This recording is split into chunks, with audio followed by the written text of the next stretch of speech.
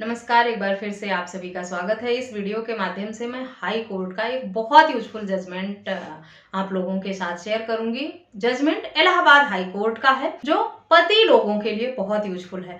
ज़्यादातर लोगों की समस्या ये रहती है, उनका कहना है कि उनकी पत्नी ने झूठी एफिडेविट देकर मेंटेनेंस का आदेश ले लिया है और पति ये बात जानता है कि उसने गलत इंटरिम बंधवा लिया है कोर्ट में, गलत एफिडेविट देकर अपनी इनकम छुपाकर, या नौकरी कर रही थी उसमें कहा है उसके पास कोई इनकम का सोर्स नहीं है, वो वर्तमान में भी जॉब कर रही थी, किसी भी तरह का झूठ बोला है उसने, अपनी एजुकेशन का झूठ बोला है, अपनी कमाई का झूठ बोला है, कोई नौकरी या बिजनेस कर रही है और उसने कह दिया है वो वर्तमान में कुछ भी नहीं कर रही है, घर बैठी है, हाउसवाइफ है, खाली है, इस तरह से करके उसने मेंटेनेंस बंधवा लिया है। तो पति के लिए ये जजमेंट बहुत यूजफुल होने वाला है और इस जजमेंट के हिसाब से पति ऐसे झूठे एफिडेविट देने वाली महिला के खिलाफ कैसे कार्रवाई करके और सुनवाई अपने हक में ले सकता है, इस वीडियो के माध्यम से मैं डिटेल में बताऊंगी। तो पूरी जानकारी पाने के लिए इस वीडियो को अंत तक जरूर देखें। अगर मेरे चैनल पर नए हैं, अब तक सब्सक्राइब नहीं किया है, तो प्लीज सब्सक्राइब करके बेल आइकन को जरूर प्रेस करें,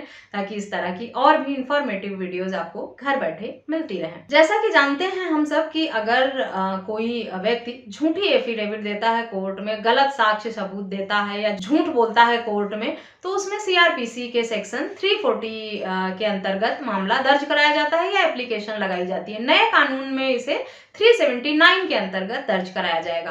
तो अगर आपके पार्टनर ने पुराने या नए कानून दोनों के उपयोग के हिसाब से 340 और 379 के हिसाब से अगर झूठ बोलकर या कोर्ट में झूठे सबूत देकर अपने हक में फैसला लिया है, इंटरिम मेंटेनेंस या मेंटेनेंस का आदेश लिया है, तो आप इसकी एप्लीकेशन लगाकर संबंधित मामले में अपने हक में सुनवाई की मांग कर सकते हैं। साथ ही आपको सबूत जरूर देना होगा। अगर आपके पास प्रूफ है, आपके पार्टनर ने अपनी इनकम छुपा ली है, अपनी एजुकेशन छुपाई है, या कोई भी गलत सबूत देकर, गलत तर्क देकर कोर्ट में मेंटेनेंस का आदेश ले लिया है और आप ये प्रूफ कर सकते हैं कि आपके पार्टनर ने झूठ बोला है, आपके पास सबूत हैं, तो आपको 340 की एप्लीकेशन लगानी है। कोर्ट से ये मांग करनी है, ये रिक्वेस्ट करनी है कि 340 की एप्लीकेशन या 379 की एप्लीकेशन जो है उस पर सुनवाई पहले की जाए। पत्नी ने जो झूठे तर्क, झूठे साक्ष्य दिए हैं वो सामने आ सके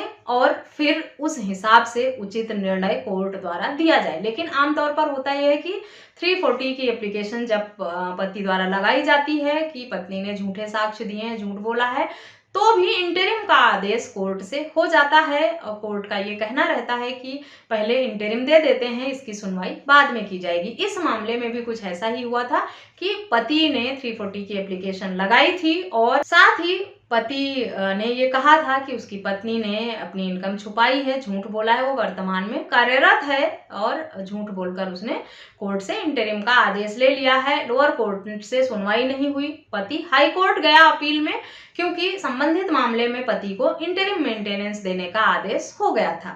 17 मार्च 2020 को 5,000 रुपए प्रति माह पत्नी को इंटरिम मेंटेनेंस देने का आदेश परिवार न्यायालय से हुआ था। लेकिन पति को ये पता था कि उसकी पत्नी फिजियोथेरेपिस्ट है, एक हॉस्पिटल में काम करती है और उसकी सारी जानकारी उसके पास मौजूद थी। लेकिन पत्नी ने अपनी इनकम को, अपनी कमाई को, अपने जॉब को हाइड रखा, झूठी एफिडेविट दी और इंटरिम का आदेश ले लिया कोर्ट से। पति ने सारे सबूतों के साथ हाई कोर्ट में याचिका लगाई और सुनवाई की मांग की और कहा कि पत्नी कमाती है वर्तमान में, ये उसकी डिटेल है और उसने झूठ बोला है, इसलिए मेरे एप्लीकेशन पर सुनवाई पहले होनी चाहिए ताकि उचित फैसला कोर्ट द्वारा दिया जा सके। हाई कोर्ट ने पति की याचिका को एक्सेप्ट कर लिया और फैमिली कोर्ट से जो इंटरिम का आदेश हुआ था उसे डिक्लाइन करते हुए 3 महीने के भीतर फिर से मामले की सुनवाई करके फैसला देने का आदेश